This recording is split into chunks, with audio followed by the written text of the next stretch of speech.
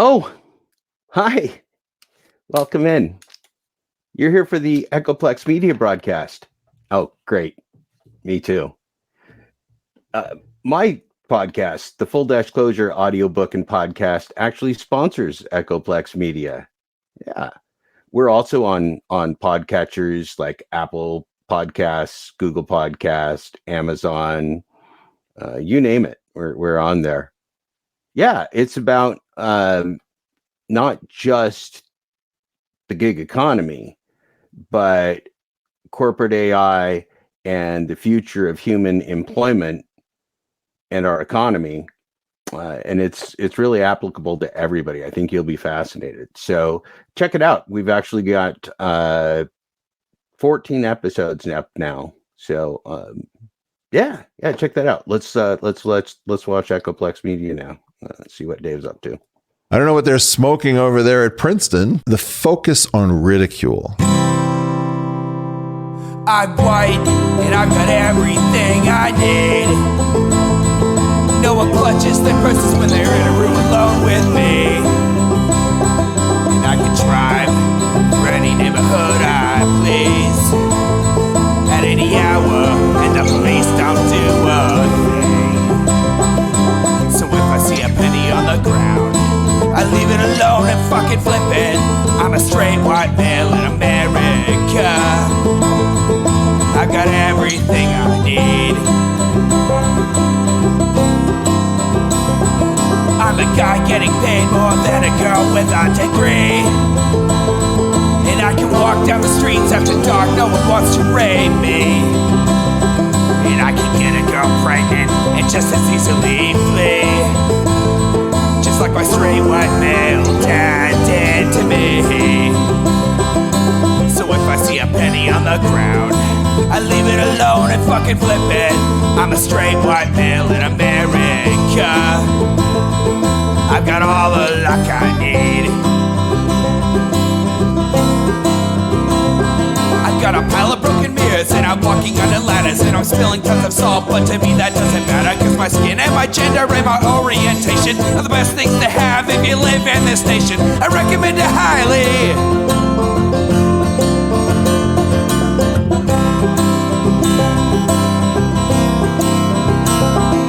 So if I see a penny on the ground, I leave it alone and fucking flip it. I'm a straight white male in America.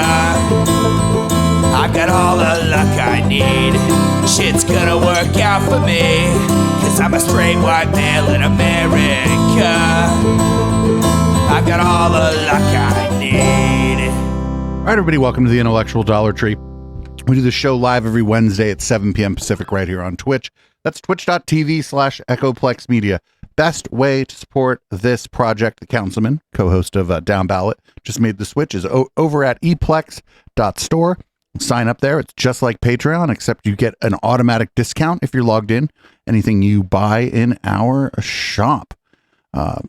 You also, I don't know, you're cool if you do that. You can also support us, patreon.com/Echoplex if you're already a Patreon user and don't feel like signing up for and keeping track of something new. I ain't going to be too mad. Also, of course, direct donations via Streamlabs. And that's streamlabs.com/Echoplex Media. I'm producer Dave. You can find me on Grindr, and I'm very sorry about what happened here last week. I am HK Perrin, and you can find me on Mastodon at hperrin at port87.social. And yeah, that was sudden last week. I was like, whoa, dude. I was like, he's not really, is he? And then he did. Then he did it again. I was like, nope. Yeah. Yikes. Oh, we ended that quick, like if I had a stroke or something, like, yeah. Which I almost did. So yeah, if anybody wants to know what happened last week, you can check out the episode. I don't know. It's the title of the episode is in which Michael Shermer repeatedly says the N-word. Yep. Oh man. So, I've found something that's probably about as annoying as Michael Shermer, but the odds that anybody's going to drop an N-bomb here, not zero. This is a Bitcoin conference we're about to be watching here. So this is the Eric Weinstein, So Eric Weinstein at first was like talking hella shit on the Bitcoin people, and then he's like, wait a minute, they all love me. They think I'm a genius, and now he's like a Bitcoin person. Wait, he's at a Bitcoin conference? Bitcoin 2023, Georgia, I think that is, GA. Unless that's just general admission. That boggles my mind. Day 2. I don't know how any of the Bitcoin people had any money left to buy tickets to the conference, but what the fuck ever. Let's let it rip here. Here's somebody introducing Eric Weinstein at a fucking Bitcoin conference. For forever, essentially, they're going to be talking about the Bitcoin white paper, the COVID white paper, and the AI white paper. So I'm really excited for this. So please, can you welcome to the stage Eric Weinstein, mathematician and podcaster. What is Robert the Breedlove, AI the white host paper? of the What is Money show. Please welcome them to the stage. I don't know. I bet Eric wrote it.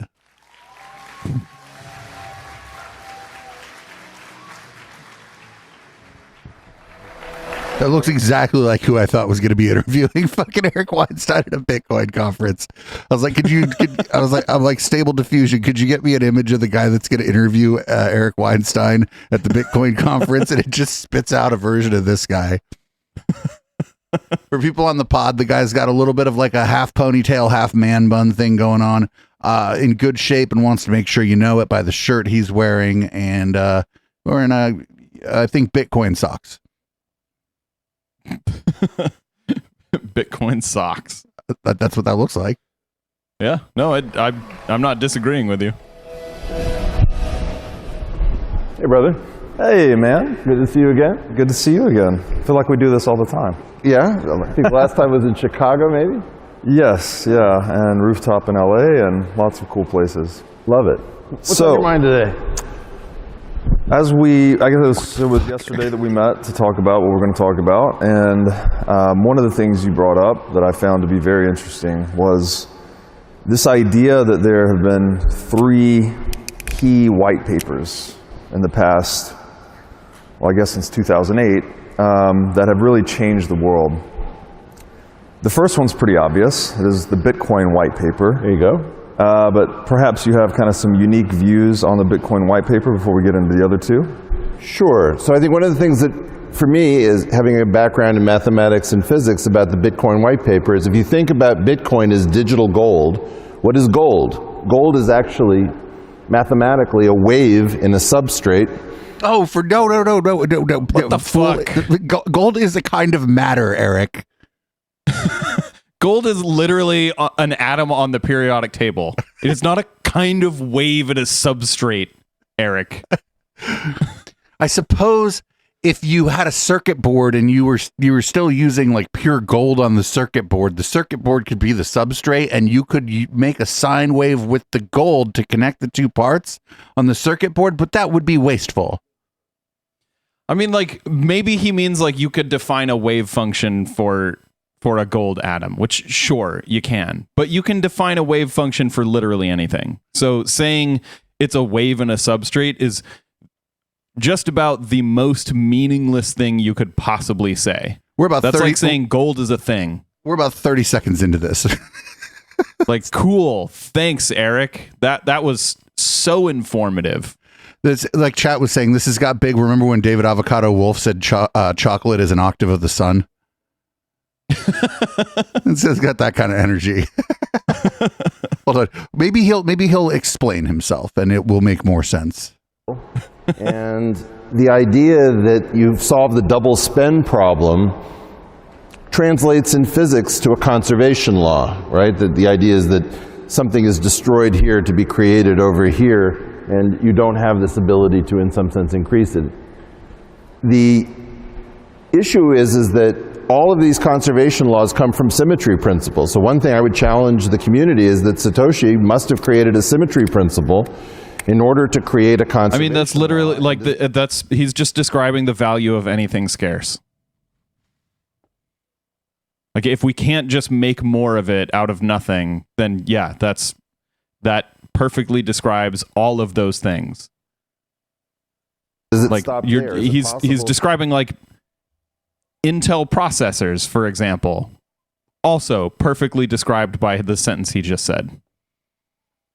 port all of the features of the physical world into the digital layer, as Satoshi did for this kind of conserved wave. You have a token and you may have a wave of claims against it from the private keys that are held. And in some sense, try to think about gold and Bitcoin in a single framework where effectively you've created some substrate and some wave for it to be digital gold. And I think that there's a lot of unexplored territory here, but absolutely one of the most brilliant things that's happened in our lifetime. Just forget the money aspect. It's simply an incredible intellectual innovation in decentralized computing that happens to work great as money, or you guys wouldn't be here all these years later with all the attacks against you. So, you know, kol hakavod, all the honor to you. Thank you. Thanks. All right, so thanks to Eric, we have now determined that Bitcoin is a kind of money. And that gold is a wave on a substrate. Yeah, he didn't explain that. Well, I think he said he said something about a twin spin problem too during that, and I was hoping he was just gonna like bust out turntables instead of talking. I think he said double spend, but I prefer your version a lot more. So he wasn't talking about the wheels of steel. Unfortunately. Oh well, whatever. I bet he's a train wrecking ass DJ anyway. Yeah, I like a description you've shared before was like a bridge between the logical and the physical domain, and that's pretty important for. But wait, no, that's any description. That's any abstraction of anything physical, though. That's not brilliant. We do it all the time. We abstract the physical all the time to talk about it. Like, I feel like I shouldn't even have to say that. That's moving into the digital age, clearly. Yeah, one advertisement, I wrote an essay on Bitcoin when I didn't buy it in 2010 called Go Virtual Young Man. And we were trying to get prime brokerage, and nobody would do prime brokerage for Bitcoin then, so we gave up on the project. Definitely one of the dumbest things I've ever done. But he's like, I'm only worth $50 million. They list him. They've got his little name down there and the title, his like title, and they list him as host the Portal podcast. I thought that stopped. Hasn't he not done one in like 2 years? Not only did it stop, he put this weird thing up on Twitter about how he needed to get like attorneys so that he could bring the portal back, which I had to assume means that he wanted to sue people like us who were just, every time he'd put out an episode, everybody would just make fun of him. So I have to, because he was like with internet law and defamation of character and all this stuff. I'm like, oh, me. You may not know about me, but you figured out enough to block me. Yeah, he's not the host of the Portal podcast. Yeah, that at this point, there's no argument you could make that the Portal podcast is still around. Its latest episode was like 2 years ago. I think it was more than that, but yeah, at least 2 years ago. It should say venture capitalist. I don't even know if he still does that. You can should say professional dumbass. Inspired because that was the hope back in 2010. Now, the second white paper is one you told me about, titled "Attention is All You Need" from 2017. I had never heard of this, but apparently was instrumental in the AI revolution. Okay, so that's what they mean by the AI thing. Yeah, I have not read that paper, but I've skimmed the like summary of it. And yeah, that is quite an influential paper that led to essentially stable diffusion and large language models. Not stable diffusion. It led to diffusion models and large language models. So tell us a little bit about that white paper. It's hard. It's hard. But isn't it interesting that you're all talking about ChatGPT and how suddenly computers can seemingly do so much of what we thought was intrinsically human, and yet, can I have an honest show of hands? How many of you have never heard of attention is all you need? Just be honest.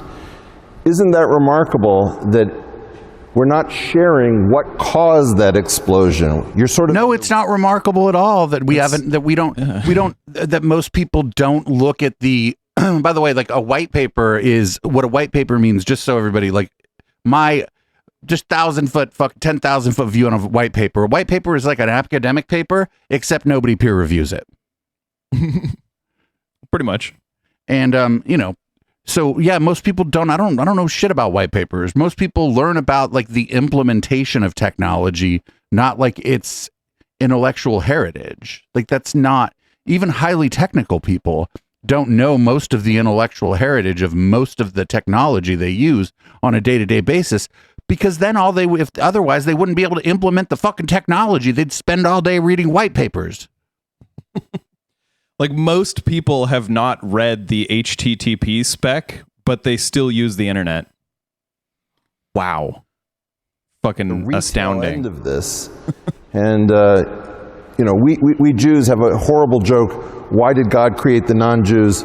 Well, somebody had to pay retail. We can't be... Whoa, dude, why did you... Yikes, dude, we got an anti-Semitism from a Jewish guy within the first 5 minutes of the talk, for sure. In the can't believe I told that in a mixed audience. If I was interviewing him, I would just get up and leave. I'd be like, this is bullshit. Thing is, I'd be like, why is that funny? Any of you, I don't get it. Thinking about this from a retail perspective, come to the wholesaler, which is reading what changed in the architecture. So this has to do with something called transformers, and there were certain kinds of neural networks that were pretty inefficient and difficult to train. And attention has something to do, if you think about a very long sentence, and there are different regions of the sentence, how do those regions fit together, and how can you sort of parallelize the training of this artificial mind? The attention is all you need paper came up with a hyper-efficient way of making sure that the different regions got the attention that they needed so that you didn't have a trailing off of interest. And that new architecture started to show us something which I think we haven't really digested, which is very disturbing. We keep talking about AGI, artificial general intelligence. The idea is that was a really bad description of the paper. That's fine. I since you haven't read it and I haven't read it, we're gonna have to go with his description of the paper, which would be funny to find out that he hasn't read it either. He just knows. I mean, it doesn't match my understanding of the doesn't match of the mine paper, either, and it doesn't match the summary of the paper. Doesn't match mine either, because like you, I haven't read it. Intelligent, and the computers are not actually intelligent, because you can see all they're doing is some linear algebra followed by a little bit of nonlinear function theory. So all we're doing is putting some lightning in some meat, and does that mean we're not intelligent? I just question that what he just said right there is true, that it's doing linear algebra, then some nonlinear, I forget what he just said. I'm not sure that that's how... I mean, that's kind of it, but that's like equating a car to all it's doing is just exploding some stuff. Right, and then moving some metal around.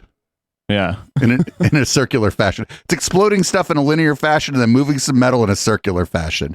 Yep. That's a car, everybody. There you go. Like, it's so much more complicated than that. Like, you've reduced it to the point where it's inaccurate. We can't figure out why it looks like us exactly. In other words, we can't go into the neural net and say, oh, well, this part of it is doing this and that is doing that. Well, what's going on is, it turns out that most of what we do is not very intelligent. So we had a conceit about ourselves, that we're thinking all the time, we're being creative all the time. And in fact, mostly you can finish each other's sandwiches. Right. Mostly you could finish each other's sentences. Like, that's not even really finishing someone's sentence, because everybody knows what you're going to say. You know what I'm saying? Like, when you think about somebody that can finish your sentences, they don't say, oh, you're my best friend, you can finish my... You know, that's like the weakest example possible. And I know you said sandwiches, sandwich. But still, yeah. Like actually a real good friend of yours would know that's what you would say, right? Yeah. You're my best friend. You can finish my, and they go sandwich. And I go, that's right. Right. Because then maybe you have a joke between the two of you about how like you ordered a giant sandwich and couldn't finish. There's something happened, right? Something happened with the sandwich. Something happened with a sandwich that we never talk about. right? And so the whole idea is, thank you guys for that, I really appreciate it. What's going on is that for the most part, we're just doing the same thing we did yesterday. We have the same conversational patterns. And when somebody says something new, we tend to call them a grifter. We tell them that they're an attention hog or they're whoring for clicks, all of these things. Oh boy. That's so what he's doing is he's heavily implying that everyone else is just copying, but me, I'm the real deal. Right. I'm original. That's why that's why everyone calls me a grifter all the time. It isn't that I'm a grifter.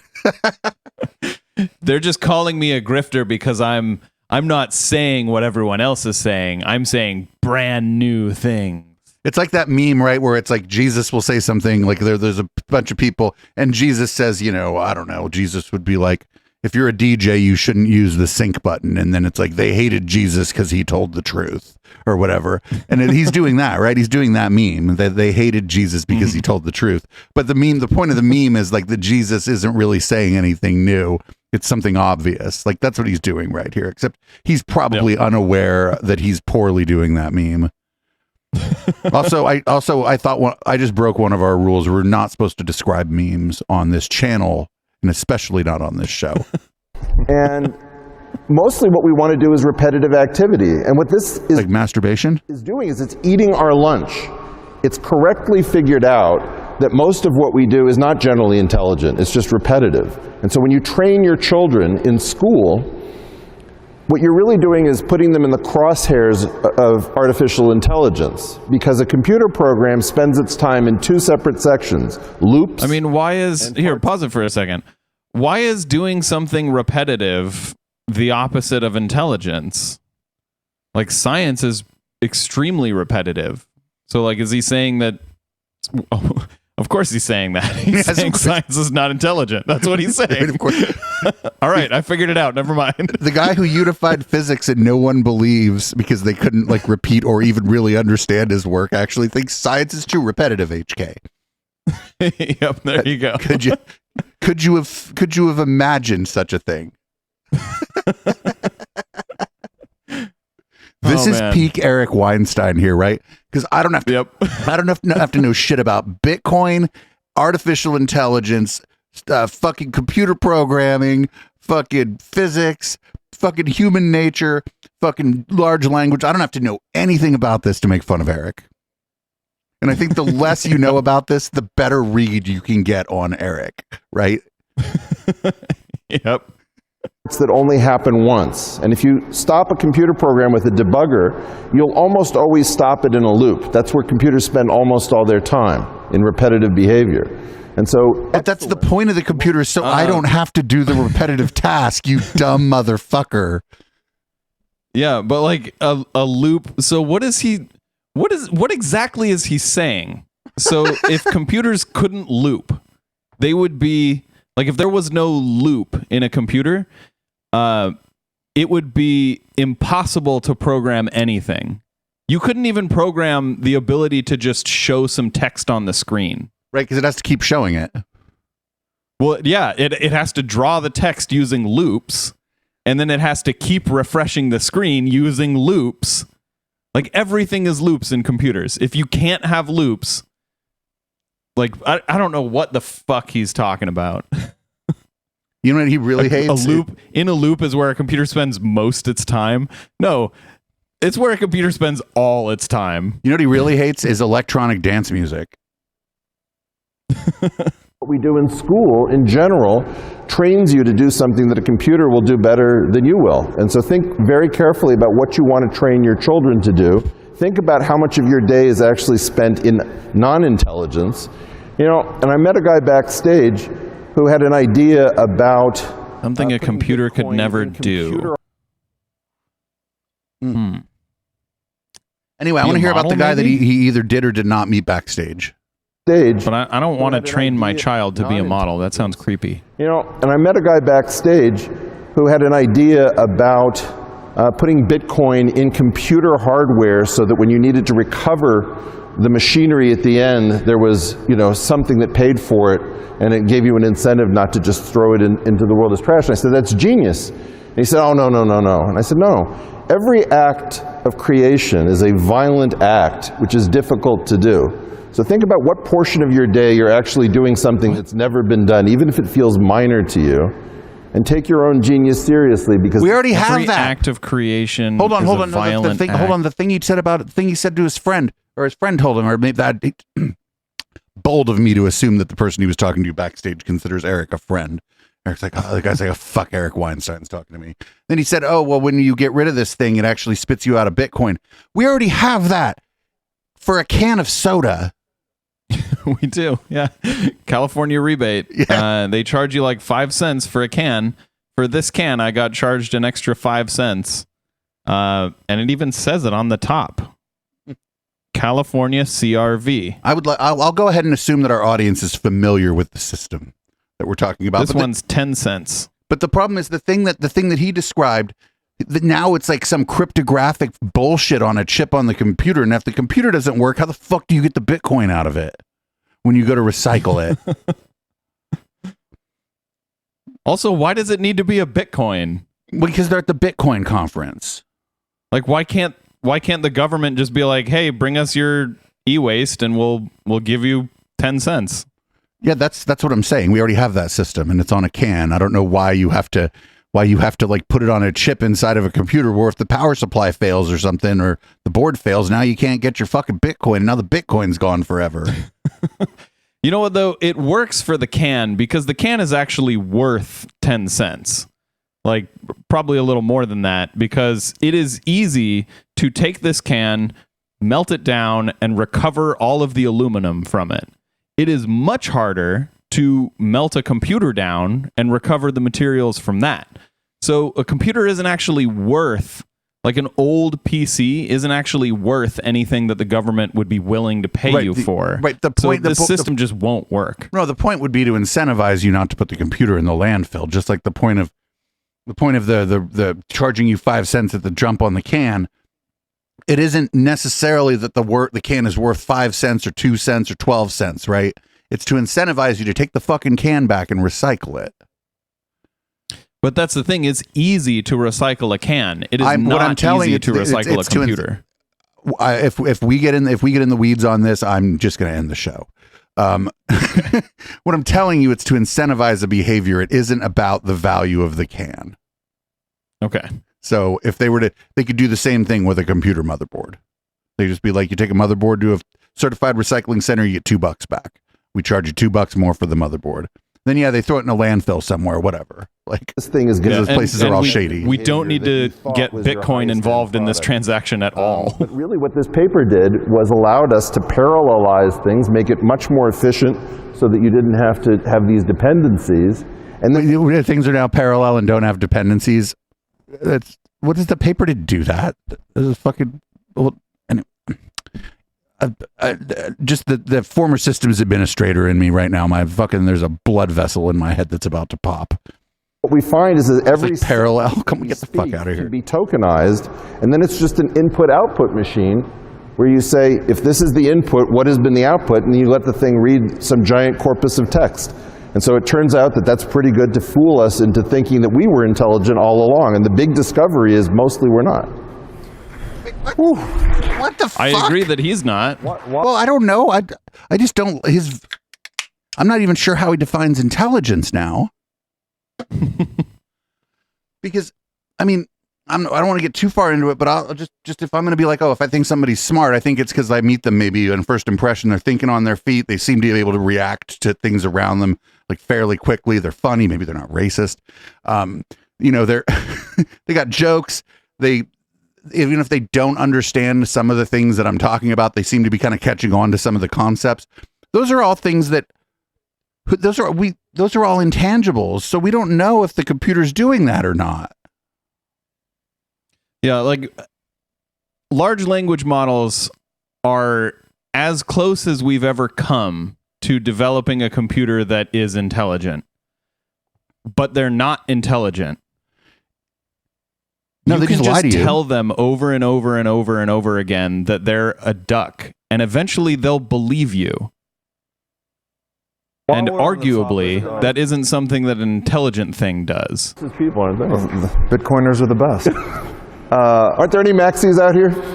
And by believe you, I mean they'll start saying that they're a duck. They don't actually believe anything. Any maxis? Bitcoiners are the best.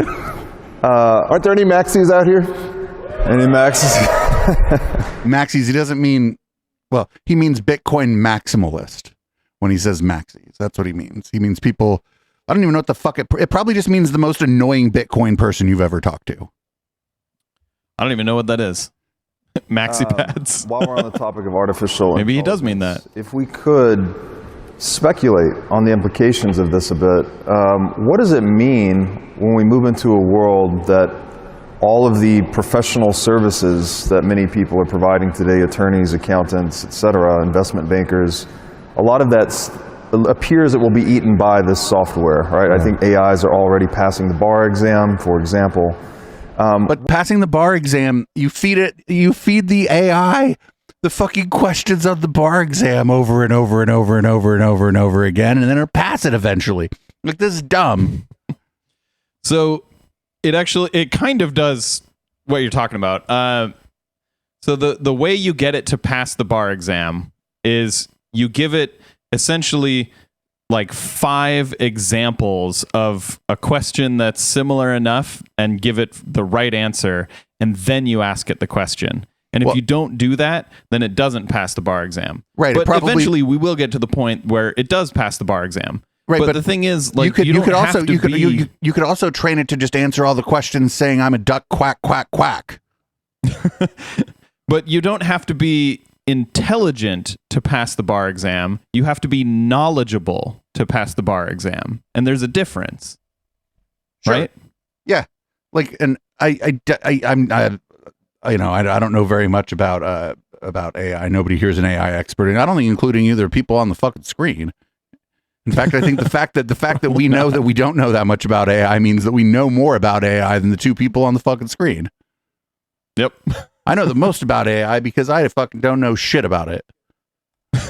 What's left for humanity, and what is that a net benefit, or is that a negative? This is like the most dangerous great question. What's happening is that capitalism and communism, you thought were rivals, and capitalism won and communism lost. But it's really like Thelma and Louise going over the cliff, and the question is, they were communists. Thelma and Louise were comrades. Communism. Whatever's coming next isn't going to be capitalism or communism. And we have to be thinking, as Adam Smith thought, as Hayek thought, as Marx thought, about something new.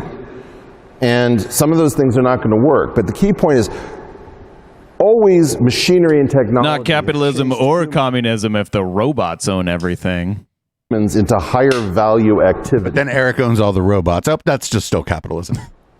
Well, the high value activities that may be left might be like human touch. You don't want to go to a robot therapist. Maybe you do. Maybe robot therapists are going to be bad.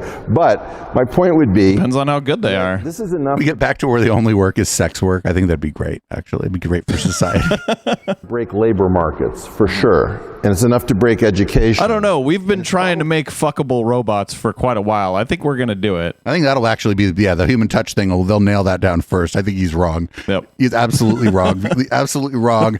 Fucking the first thing that they're gonna fucking make seem exactly for real is gonna be fake sex with a real robot. Yep. If VHS and the internet, basically the 2 visual mediums, like if being able to record and play stuff back easily, be it VHS or a DVD burner or whatever, and then the internet have taught me anything about about things, is they'll teach you how to sex it first. Yeah. It'll be for sex first, or for some facsimile of sex. Absolutely, he's absolutely wrong. Yeah, the fuckbots are gonna be way here before like Rosie the robot from the Jetsons, right? You don't think she was a fuckbot? Oh, you bold of me to assume, bold of me to make assumptions about what she does off camera. Probably enough to break certain parts of capitalism. And so what I challenge you guys to do is think about, if you weren't hamstrung into these old paradigms. Capitalism versus communism is an old issue. This thing changes labor markets. And you and I have talked, if you have something technical that you call market failure, that used to be a small slice of the pie, and then it suddenly expands to become an enormous slice of the pie, you can't tax the stuff that... Wait, no, the market failure is a huge part of the pie. Has this guy ever heard of a restaurant? Like, that is a failure of the market, because, like, unless he means, like, the entire market crashing, I don't even know what he's talking about. Me neither. I'm just assuming that he's talking about something rational. Now I'm the one that's dumb. Now I'm the stupid ass. He's talking about expanding pies. Markets to pay for the small stuff that doesn't.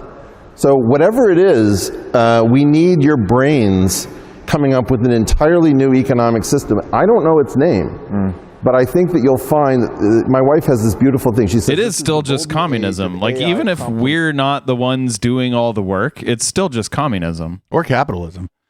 Like, hold on, I want to go back to what his wife says, because his wife has been denied the Nobel Prize in economics, so.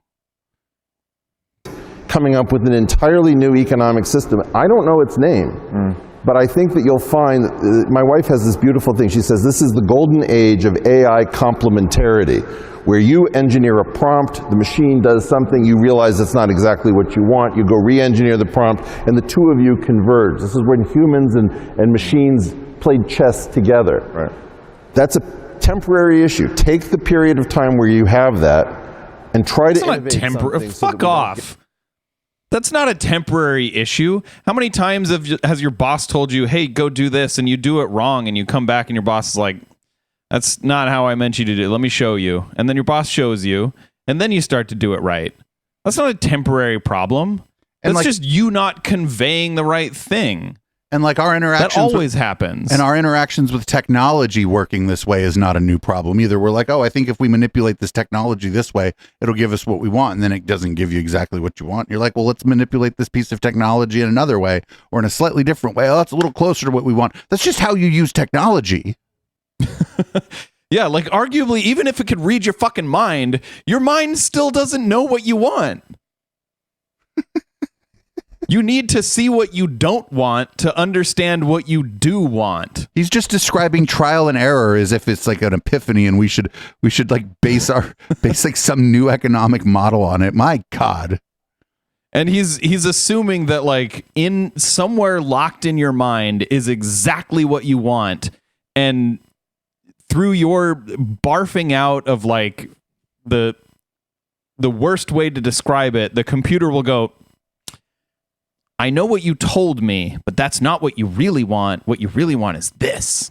That's actually the AI that Eric probably wants. Spits out the right answer all the time so that he... No, Eric would just retcon that shit and be like, that's exactly what I wanted. See, I'm an AI genius. Yeah, that's not how... That's not just not how computers work. That's not how humans work. But I wouldn't expect him to know that. He is barely human himself. Yeah. Get crushed because K versus L, capital versus labor, is going to get very ambiguous very quickly. Interesting. Okay, the third white paper. Yeah, this one's interesting. I guess I should mention Bitcoin white paper published 2008. Attention is all you need, published 2017. The third one is the Project Diffuse grant proposal, and this was published in 2018. What is this third one all about, Mr. Oh no, he's going to say that this was about COVID. Weinstein? Oh boy. Okay. Raise your hand if you've absolutely never had COVID. Most of you guys got taken out. I did. Okay. Well, you didn't get taken out. No. Whether Project Diffuse, run by a hippie charity called the EcoHealth Alliance, practicing something called One Health, has something to do with the origin of COVID. Now, I'm not telling you that this white paper actually caused all of you to get sick. I am telling you that it is an incredible coincidence that a group active in Wuhan, China, talking about furin cleavage sites in spike protein in bat coronaviruses was proposing something that looks eerily like the coronavirus that was in your child's lungs. Wait, no, why? Go ahead. There is a laboratory that specifically researches coronaviruses there. And it's because there are a lot of coronaviruses there. It's pretty easy. They only need to drive like 100 miles to find a ton of animals with all sorts of different coronaviruses. So, yeah, I don't want to get into the lab leak theory, but he's saying that there was a white paper, and like all of the details that he's given me here, I'm just taking his word for that they're true. Was it in Wuhan? Did it exactly describe the COVID-19, or is he looking back on it and finding parts of it that he is claiming are describing COVID-19? Because if you look back on something and you go through it and you try to pull out pieces of something from the past, and you're looking for things that correlate with the present or with maybe the more recent past, you can find them. You know, how they say Nostradamus predicted all this stuff? No, they didn't. These people are just looking through the shit and fucking fanficking that shit. You know what I'm saying? They're saying, well, this is sort of like this thing. And I think that's probably what he's doing with whatever white paper this is. Also, the fact that we've had multiple SARS variants break out from the same region, it is not surprising that another SARS variant broke out from that region. And we had known for a while that it was very possible for a SARS variant to break out from not just that region, but anywhere, and spread across the entire human population very quickly. Right. We knew that was a possibility. The cold does it every year. The common cold does that shit every year. The cold's not a SARS variant, but yeah.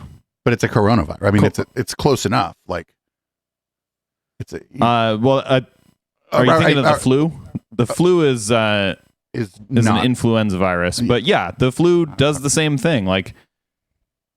New flu viruses pop up and spread throughout humanity. This is not a new thing. This is predictable because it happens regularly. And like I was saying, I guarantee, with hindsight, if you are inclined to believe that this white paper was either part of a conspiracy or whatever, if you're inclined to believe that it predicted COVID-19, you go back and find whatever you want in it. Yep. Because all it has to be is close enough, or even just something that you yourself personally are going to say is close enough. Because, I mean, is anyone in this audience, is anyone ever going to go back, sit down with him with the paper and be like, what the fuck do you mean? Yep. Yeah. And in his alternative world where we weren't studying this, where we just decided, you know what, coronaviruses, let's just not study them at all, we would have been very ill prepared.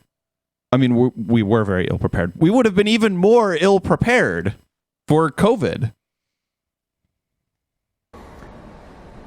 There are 13 letters in my first and last name. Now, there are 4 amino acids in the furin cleavage site, each of which requires 3 nucleotides to code for. Wait, what? Hold on, we gotta go back to the beginning. Is this numerology? In the I think it is. site, each of which requires 3 nucleotides, 4 amino 18 letters in my child's lungs. There are 13 letters in my first and last name. Now, there are 4 amino acids in the furin cleavage site, each of which requires 3 nucleotides to code for it in your DNA. That would be 12 letters. So try to imagine that with far less information than is in my name, we shut down planet Earth. What the fuck? There are more nucleotide, or there is more to COVID than 12 letters of RNA. Oh yeah. I mean, I don't even have to know anything. Like, we knew more than Eric Weinstein's name, or public health officials knew more than Eric Weinstein's name before they fucking shut anything down or advised that people stay home.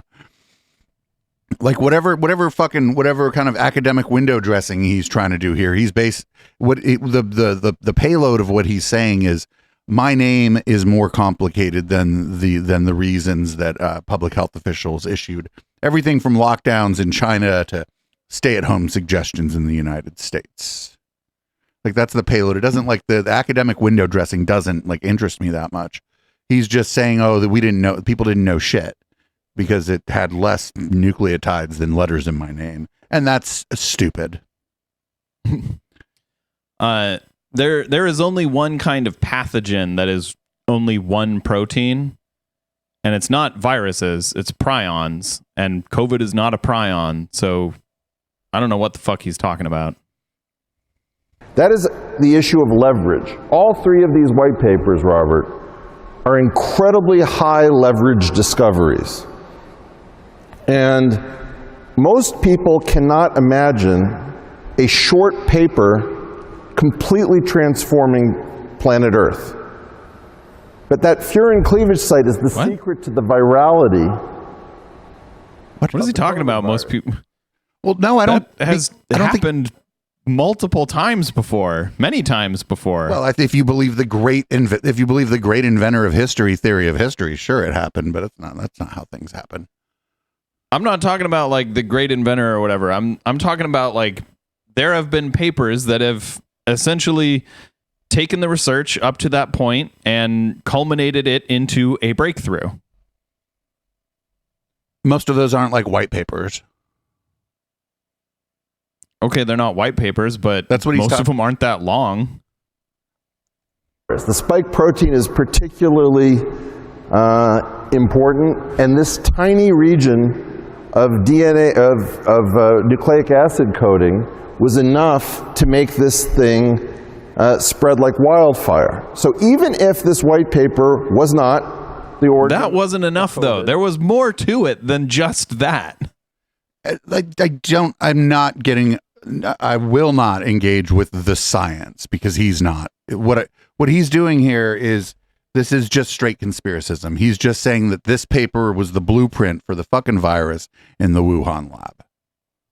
That's what he's saying here. It doesn't matter what kind of science shit he talks. The payload is the same. Fire. So even if this white paper was not the origin of COVID, and even if it came from a pangolin or a wet market or a civet cat or whatever, we now know how little it takes to completely change everything. And if you think about Bitcoin as programming, this is programming in a different language. Mm-hmm. Do you speak Haskell? Do you speak Python? Do you speak nucleic acid? It takes... What the fuck? No. Yeah, he's just straight up saying that he's like, even if it was from a pangolin or a bat or a cat or a hat or wait a minute, I'm sorry, I got off on something there. He's saying that somebody who speaks nucleic acid created the fucking virus, right? I think he's saying that, but also they're like mildly analogous, but they're not analogous. Like, writing code and like DNA are very different from each other. Like quite different in like how it's done, in the functionality, and what it's used for. Like there's, aside from the fact that they're both made of essentially letters, they're not really similar at all. Well, I mean, you could argue that like if writing code is similar to DNA and RNA, then writing code is similar to writing a book. Well, it is. You're both just it's more putting similar to letters writing down. a book. More similar to writing a book, HK, because the book you have to create and the code you have to create. The DNA was there before you were. The DNA, But, like, the DNA we've used like symbols from English to refer to things that already existed. They're in the DNA Yeah. refers to, so we're assigning those things. Whereas if you write code, you're actually creating something, or if you write a book, you're actually creating something, unless you're plagiarizing that shit, which, don't do that. It's almost no change in nucleic acid. What's more, we've distributed this platform, this Corona platform, worldwide. We've distributed this Corona platform worldwide. It's like, do you remember the first time you heard about BitTorrent? I do not. Oh, well, you're like, this is like Napster, but it's like you could just get it from anywhere in the world, man. We have distributed this Corona platform worldwide. Is he just saying everyone got the virus? Is that what he's saying? Maybe not that everyone got it, but that it's everywhere. Because Okay, yeah, it is everywhere. Okay, yes, but like, what a weird way to put it. that's because he doesn't know what he's talking about, and that's why I'm hesitant to try to even engage with the thing that he's pretending is science here, because I too don't know what I'm talking about. So like, But it's like saying we've distributed the herpes platform worldwide because you can find herpes in every population. Like, okay, that's a really weird way to say that herpes is a virus that infects humans. Yes, and coronavirus is a virus that infects humans. Cool. We've settled that. Now stop being so fucking weird, Eric. yeah, most human disease that is communicable does not. No, none of it actually respects our national borders. Some of it has a harder time thriving in certain environments due to, like, maybe it's a bacteria and it just fucking dies if it's too hot or too cold or whatever. But it doesn't like respect our national borders, or like it doesn't respect firewalls and shit. Yeah, you're not going to sneeze right on the border and the corona just floats over and goes, "Oh, I can't go that way. I got to go back." This platform, this Corona platform, worldwide. I'm very focused on a particular island in the South Atlantic called St. Helena. I don't know if anybody's been to St. Helena, but if there was ever a gulch, you should check out St. Helena. It makes a perfect gulch. It was COVID-free because it had a very strong perimeter during this pandemic, but almost nothing escaped. And one of the things that you guys don't understand, people say, "Are you a Bitcoiner?" And I say, "Well, you guys are a little communistic for me." And you say, "Well, what do you mean we're communists?" Well, you're willing to share an atmosphere with the Wuhan Institute of Virology, which I'm not. And if you think about all of the way of... Hold on, there's a lot to unpack here. First of all, he called Bitcoin communism. Well, he said the Bitcoiners Communistic? He didn't. He said the Bitcoiners are communistic, or at least the caricature of the Bitcoiners he's made. I don't know, man. This is the dumbest thing. Like, listen, we've listened to Eric Weinstein say a lot of dumb shit over the years. This is fucking like 1.5x anything we've ever fucking heard him do, right? I think I agree with you. Yeah, I have no idea what he meant by that. Bitcoin is a currency. Like, it's about as capitalistic as you can get. If you accept that capitalism is just a Ponzi scheme, absolutely. Capitalism is just a Ponzi scheme. But I don't know, like, share an atmosphere with the Wuhan lab. What am I supposed to do? Am I supposed to go do a terrorism? And then all the viruses escape because I blew the place up. Like, does he mean that, like, there were white papers about it? Oh, well, that, I don't know. I think we're far away from the white papers here, honestly. Okay. Land might be defensible, but your atmosphere is shared. We are all breathing each other's air. That's terrifying. And my concern is that this last one was not the Spanish flu. It was not the super deadly pandemic like the plague that we could have had. But it is a giant warning shot across your bow that you cannot get confirmation as to whether or not the United States government was in some ways active in a biological weapons convention workaround using the National Institute for Allergies and Infectious Diseases. If you took out the word allergies, it would be the National Institute of Infectious Disease, and it would be much clearer to you that it probably has something to do with the rules and restrictions we placed on ourselves through the Geneva Convention and through the Biological Weapons Convention. And you'll notice that Anthony Fauci was in the same role for approximately the length of time that J. Edgar Hoover was at FBI. This guy's, he's just all over the place now. He's just He all sounds like over a- the place. He sounds like a mad conspiracy theorist right now. This is like Alex Jones shit, but with just a different tone. Like literally, if we could put this through an AI and have it spit out the exact things he's saying in the tone of Alex Jones, you'd just think this is an episode of InfoWars. Yep. Did you know that Fauci was there as long as J. Edgar Hoover was the guy from the FBI? Yeah, that fucking straight up Alex Jones shit. And he's gonna keep going. We cut him off, by the way. Check this out. One of the things that we're in danger of finding out is the truth. We have a lot of very old people, and it's typically thought that they're clinging to power because they're power crazy. And I want to throw out a different possibility. Oh, did you know that there's just another person on stage with Eric Weinstein? I kind of forgot. I saw him look over. I'm like, what's he looking at? I'm like, oh, there's another dude there. I'm like, man, little man buns over there. That there are a lot of secrets that are holed up inside of our government, and we yell at people as conspiracy theorists and paranoids and lunatics like you all, but not me.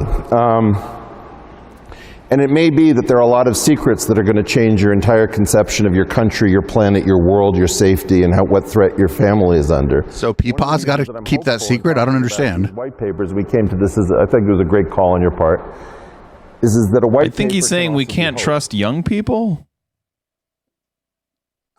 I guess so, but then he also doesn't trust the old people that are like in the scientific establishment either on like different. You remember how he was always talking about that, oh, the establishment, we need to bring in new people. I think he's just mad that he's not in charge of all the secrets.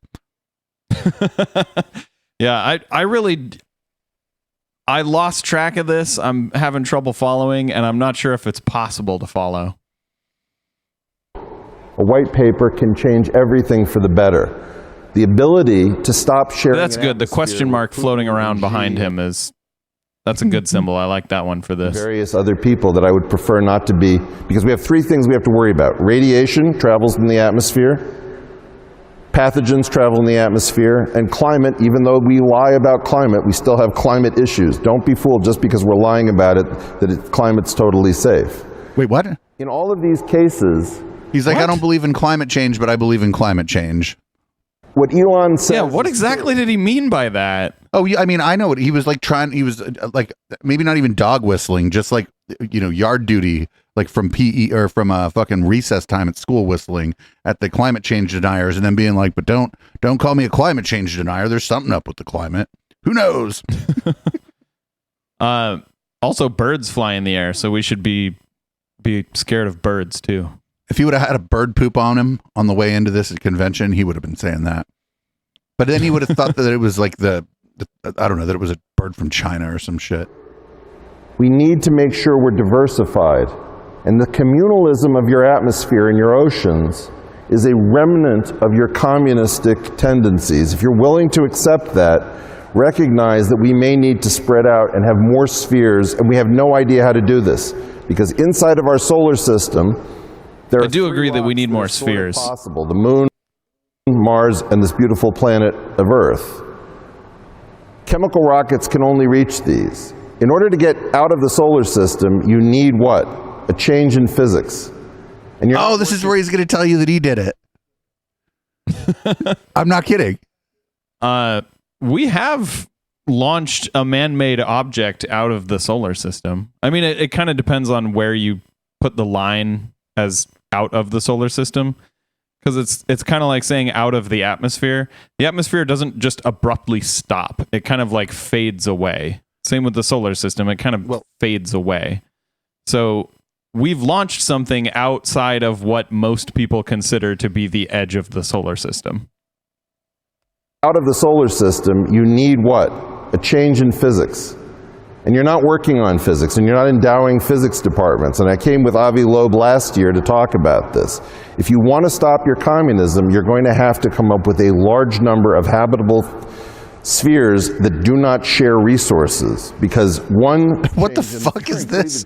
Oh, so it's like Peter Thiel's private island that he was going to build out in the Pacific, but actually it's in space. Yeah, they made a movie about this. Elysium, I think it's called. Where all the rich people go and live in space? Proves how vulnerable we are. Is there a white paper? Not going to be the rich people living in space, though. It's going to be the poor people living in space. The rich people will be here on Earth. And the furin cleavage site proves how vulnerable we are. Is there a white paper that changes physical law that stops us believing that we live in space-time, which is merely a map and not the underlying territory? I don't know. But if you guys are I thought he was going to say it was his fucking geometric unity. Oh man, Eric, you're disappointing me here. I thought he was going to say that the white paper that says that we live on whatever is space-time is based on was his geometric unity. But no, he didn't do it. You could have done it, Eric. Dogs, and I want to say this very clearly. I'm here this year in part. It's smaller. We got kicked in the teeth. And it's more intense because a lot of the froth got blown off.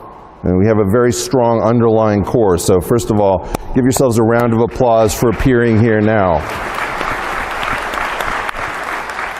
If you're going to be the big dogs, it's not enough to think about personal freedom. You're going to have to start endowing things. One thing Robert and I did is we went to the University of Chicago to Milton Friedman's old seminar. And what would it mean for the Bitcoiners to start endowing chairs of economics with some ability to direct the field? You guys are giving up. Okay, now what the fuck is he talking about? He wants them to. I figured it out. He wants the Bitcoiners to try to exercise dominion over the field of economics via money. Okay, what would that do? I don't know. Can you just go buy an economics department with Bitcoin? Can you do a DAO for that? Like, I don't know, man. Which will allow your freedom-based approach to change everything. So what about a white paper, for example, that examines how a small capital outlay could fundamentally shift the entire economics profession towards an understanding that we may need to move away from fiat? And then we were talking about inflation earlier. I think that's another white paper that's probably important that hasn't been written exactly. Yes, yeah, no, a lot of great points there. I bet that guy took a nap during the fucking while Eric was talking. Took a power nap. So I think he's saying that the United States needs to move to Bitcoin as its currency. Like, we need to get rid of fiat currency and move to just cryptocurrency. But how would that not have the same problems as the gold standard? At least gold exists. I don't know, man. I'm just wondering what was this dude doing while Eric was giving a speech. I have to know that. I'd first like to say we're going to need a new word for this Weinstein brand of libertarianism where we all get our own planet. No, that's called Mormonism. You get your own planet when you die in Mormonism. I think I'm right.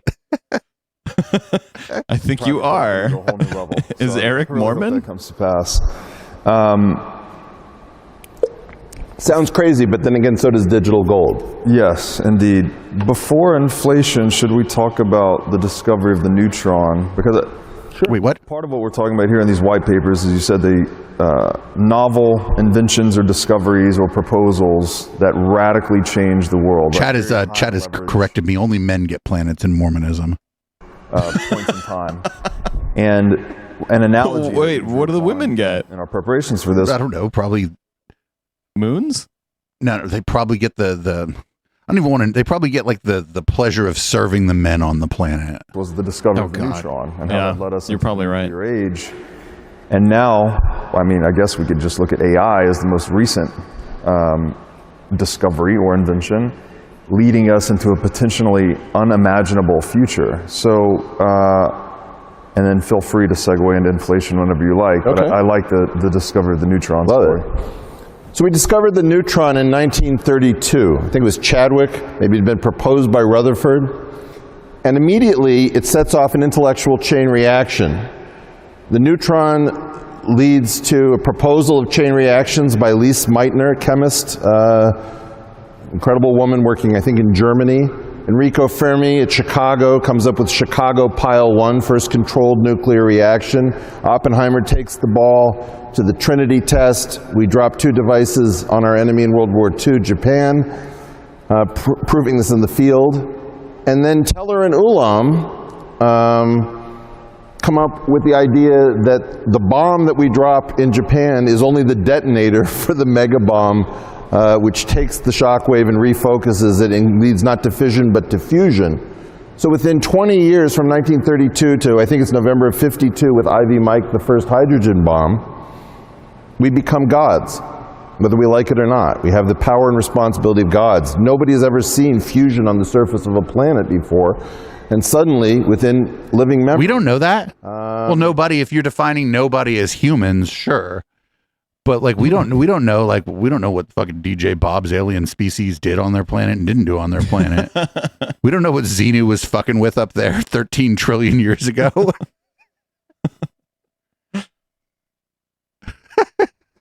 But yeah, so he's saying that the discovery of the neutron led directly to nuclear bombs. But I don't know if that's like that's partially true. Yes, the discovery of the neutron was essential to leading to nuclear bombs. So if we hadn't discovered the neutron, yes, we wouldn't have had nuclear bombs. But he's leaving out so much.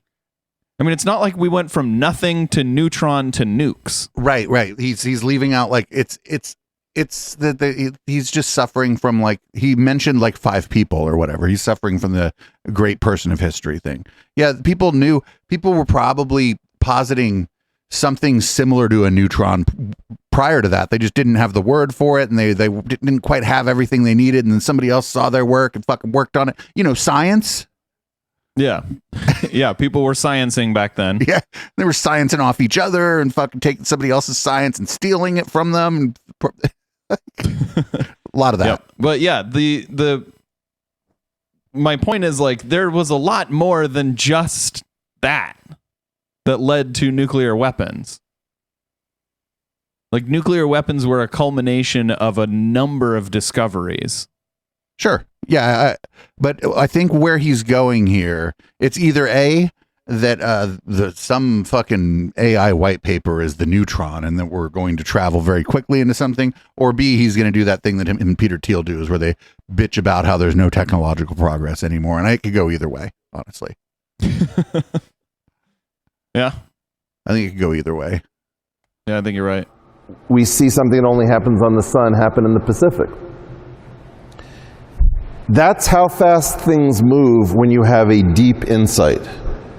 And the idea that you're trapped here and that you think that you will never get off this planet and do anything really significant within our lifetimes is because you've grown up inside of a stagnation. Your entire lives have basically been in a stagnation. Told you. It was option number 2. I have content brain. I'm burned out. I've done too many of these. All your memories are in a bubble. And I don't know how to say this. What WTF happened in 1971 is really what WTF happened in the early 70s. And it's not just... You know, you're right. He's right, though. From when I was born in the late 80s to right now, basically nothing has changed. We've only, basically from when you've been born to now, we only found like 6 or 7 new ways to obliterate the entire population of the world. We didn't, and there's no, but the thing is, we could never go from 0 to 1 again, right? Because that's an infinite increase from 0 to 1. You can never, you know what I'm saying? Like, but I mean, who would look back on the 80s and think, oh, that was a different time? No one, obviously. It was exactly the same as it is today. We had all the exact same stuff. There's never been any technological progress. Like, what the fuck is he talking about? Just in my lifetime, the internet went from, like, this thing that, like, a couple tech bros had that they would talk to each other on late at night when all the servers were, like, not busy doing government stuff, to, like, I have internet in my pocket wherever I go. Like, not just that, too, but, like, electric cars are a thing again. They weren't in the 80s. We have batteries that can hold like so much more power than they used to in the 80s. We have like commercial rockets. There are like multiple companies that will fly you to space if you just pay them enough. Yeah, but did like people whose names Eric knows create ostensibly discover the neutron? Did they rediscover the neutron in the 80s? Also, we found a new particle. We found the Higgs boson. Yeah, that was a pretty big deal. Yeah. I mean, it hasn't led to a nuclear bomb yet, but that was a pretty big deal. We haven't had enough time to turn it into a fucking doomsday device. If there's a way, human beings will find it. Yep. It was predicted by Derek DeSola Price. It's a slowdown in the exponential increase in technology and science. And as a result, we don't realize that between 1902 and 1952, that 50-year span is effectively 10,000 years. Things change so much. What? In this span of 50 years, things have been highly stagnant except for a tiny number of areas, digital being one of them, so we do see things like Bitcoin. That seems just look at medicine. There are diseases that you would get in the 80s that would kill you in a few months. Now you can live with your whole life. Right, this is just wrong. Well, wait, you were living with it your whole life back then too. Now you can live with it for many decades, I should say. So the advances haven't been in areas that he believes himself to be an expert in. That's what I think the problem is, right? The advances I'm telling you, he just wants this.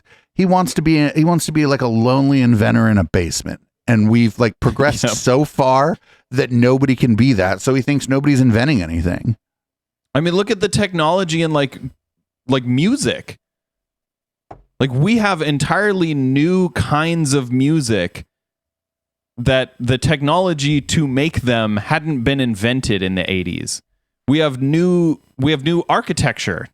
Like we have technology and architecture that did not exist in the 80s. We can build bigger, better buildings faster. We have new technology in regard to like planes, trains, automobiles. We have so much new technology. Wait, what are you talking about? He's Everybody, what are you talking about? Everybody wants. He can't open his eyes. Okay. What are you talking about? Everybody wants a brown Firebird with a gold bird on the hood and a T-top. Still, I've been trying to tell that joke for like 5 minutes, but I couldn't. Every time we were both talking at the same time, you just kept going, so I couldn't tell. I was unable to tell that joke.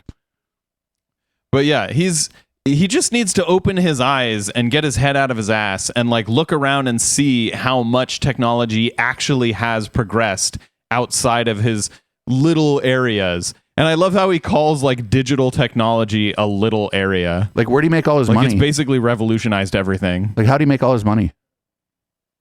He works for Peter Thiel, for fuck's sake. Nap. And more or less since 1945 or 1952, we haven't seen early 20th century events on those scales except for the disaster. Well, how do you see an early 20th century event in the late 20th century? They didn't have enough. Dude, wait a minute. Film. Think of the advancement in film from 1952 just to like 1975 or whatever. Yeah, you don't see a lot of fucking events from the early fucking 20th century. Then after 1952, you see a lot more events, buddy. Like, just think about technologies that have gone obsolete since the thing. You know what I'm saying? Think of how amazing a video camera would have, any kind of like motion picture camera in 1953 or 1954. It would have looked to somebody in 1937. Like, he's just wrong in like such a profound way. Yeah. Things have gone obsolete that they would have burned you at the stake for. Like, things have gone obsolete in the like, you know, in the second period of time that he's talking about, that the people in the first period of time would have thought you were a witch for. Like, yeah. Like, my God. Him and Peter Thiel both just have this idea of like that nothing has changed since they were kids, and I don't understand it. I think that they lived through it too, right? I think that haven't they been alive the whole time? I'll try again here. I think that their problem is that they don't think they're going to be the ones in the history books being written down as having invented these things, and they don't like that. I think. Yeah, I think you're right about that. Like, I think that they're basically mad that like more and more different kinds of people are getting basically less credit for more different kinds of inventions. As people like learn more about the world around us and about science and engineering, we learn that it's probably this idea that Thomas Edison did all this stuff by him. That's crazy. Thomas Edison had a team like these. You know what I'm saying? Like the more we learn that, the less impact these inventors or these titans of industry are going to have. Like when we write the history books, and I think that's what they don't like is that they don't want to be irrelevant in the history book. There is no Oppenheimer because there really was no Oppenheimer in the way that the history was written about Oppenheimer. There were thousands of fucking people whose names you don't know that did the work too. So it's like now everybody knows that, and the history books are going to reflect that. And these titans of industry they probably don't like that because they're worried about their legacy. Where they shouldn't care because they're going to be dead, but they're worried about their legacy, I think, and because they're not really going to have one, especially not this guy. I know, right? Host of what was it? Some podcast that hasn't been around in 3 or 4 years. Host of the Portal. Yep. So I think that's why they think that nothing's happening because we don't have we're not mythologizing the people at the top of the pyramid of folks who created these things. So there must not be anything happening because they're not meeting the inventor of the fucking Post-it note or whatever. You know what I'm saying? Like, it's like that was 3M. Do you know how many people worked on the fucking Post-it note when it got invented? Like even to just change the wing design of an aircraft, it's like thousands of people. Nobody invented the wing. You know what I'm saying? Like we can't do it anymore. It doesn't happen like that anymore. But that's why they want to villainize people like Fauci, Bill Gates, and George Soros because they want to believe this like mad scientist, like individual person having these impacts on the world. That's why conspiracism does, because conspiracism sort of relies on the great person of history theory in a lot of ways. Mao's great leap forward. So we have a wrong idea about war, about our safety, about what's possible, about how fast things can change. I will point out that there were people who saw action in the Civil War who lived to see Ivy Mike, the first H-bomb in the Pacific. So in some sense, the Civil War was almost a nuclear holocaust. Wait, what? Think about it. It's hard to conceive. That's stupid. With respect to inflation and the monetary supply, it's very interesting that at the exact same moment there was a huge spike in M1, there was also a change in the reporting requirements. So if you say, look at this graph, every academic will pat themselves in the back and say, oh, you don't realize there was a discontinuity in the time series. That means nothing. Now think about this. That means anytime I want to jack up M1, all I have to do is change a reporting requirement and all the academics will pat themselves in the back saying, oh, you can't use that series because of a discontinuity. What the fuck? What's more, what's going to tell the impact of changing the monetary supply? It's the BLS's computation of CPI.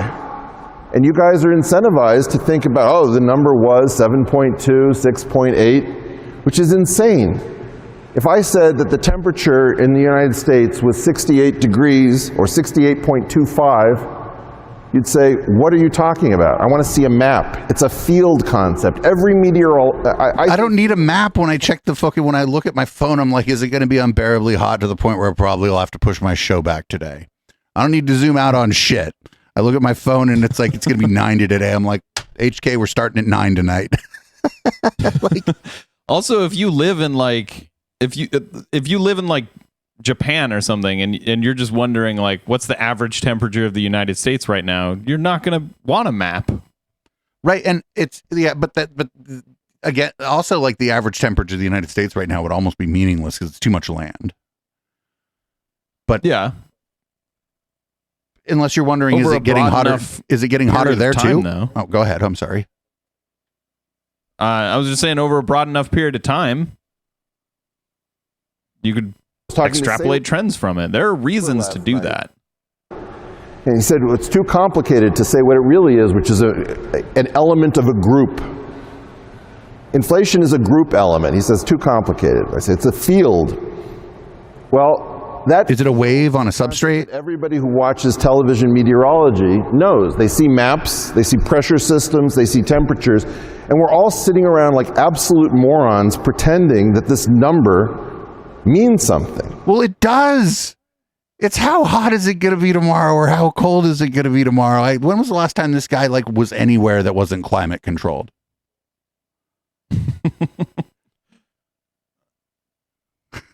Probably a while. Furthermore, the Bureau of Labor Statistics claims to have moved to a cost of living standard, which is hysterical. That's a very technical concept. It means that you know the tastes of somebody, how much they prefer coffee to tea. And so if they can shift their preferences, you don't need to pay them as much in a cost of living adjustment because they are going to shift what they buy. If you're indifferent between beer and wine and the price of wine goes up because of grape harvests, you just buy beer. We don't have to pay you more money. Buy vodka, fuck it. Labor Statistics does not maintain taste data. This is a giant catastrophic lie that is so big within the economic. It's so big. I would have thought I told it myself. It's like labor shortages. You've probably read about the labor shortages in technology. There are no labor shortages in market economies because supply and demand adjust. I have a Bugatti shortage. Why? Because I don't feel like paying for a Bugatti. Right? That'd be the only cool thing about you is if you had a Bugatti. So my point to you all is you're living with absolutely transparent institutional lies, but you're participating in the game every time you try to guess the CPI release. And so, you know what? Fuck this. I can't fucking. We're not going to watch the rest of this during the post game either. This was peak. This was like Eric 2.0. He thinks we haven't made any technological advances in the last fucking little time. Whatever fucking machine is running him is on a whole other some whole other shit right now. I mean, just look at the technological advances we've made in the past 2 years. I don't want to get in, we're not getting in the weeds on that. I want to talk about Eric. I want to talk about like the advancement of whatever fucking tube machine that has a bunch of like tubes and shit in it. That is running Eric. It is on the fritz. At the end there, he just started talking about stuff that I swear he's losing his mind. At the end? Good point. What do you mean at the end? Like I want to be kind of careful how I say this because I don't want to say anything like ableist or whatever. But I just wonder if this guy wasn't wealthy, like, would his family like consider sending him to talk to someone? Yeah. You know what I mean? Like if somebody is wealthy and they're like this, they're eccentric. And that's what people would probably say about Eric. But if he was of a lower socioeconomic class, people would just call him crazy. Yep. I don't like either word. I think eccentric like implies that it's good to go around saying a bunch of bullshit because you're rich. And then the word crazy is kind of, you know, it's ableist in the way that a lot of people use it.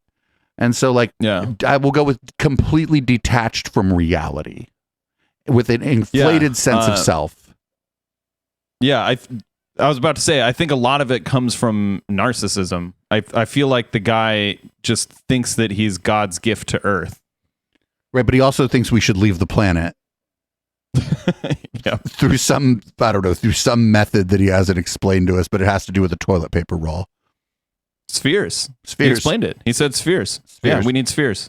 I mean, that's where we would go, would be another place that would more or less be a sphere, I suppose.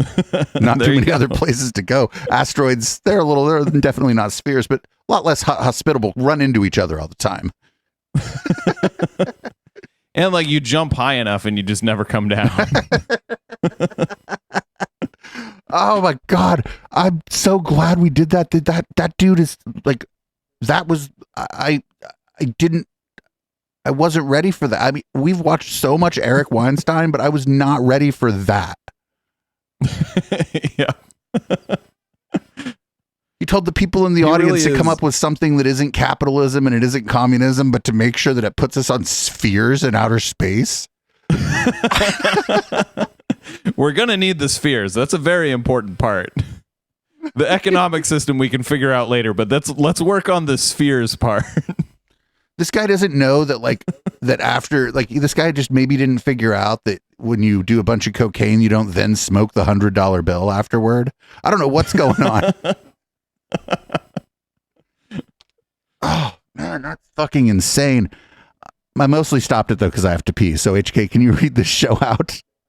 All right. Thank you for tuning in. This has been the Intellectual Dollar Tree. We do this show every Wednesday at 7 p.m. Pacific on twitch.tv/Echoplex Media. If you want to support the show, you can do that on eplex.store. And if you want to check out all our other shows, you can go to echoplexmedia.com. And now here is Boomers by Periscope. And if you're around after the song live, we're going to be doing Red Light.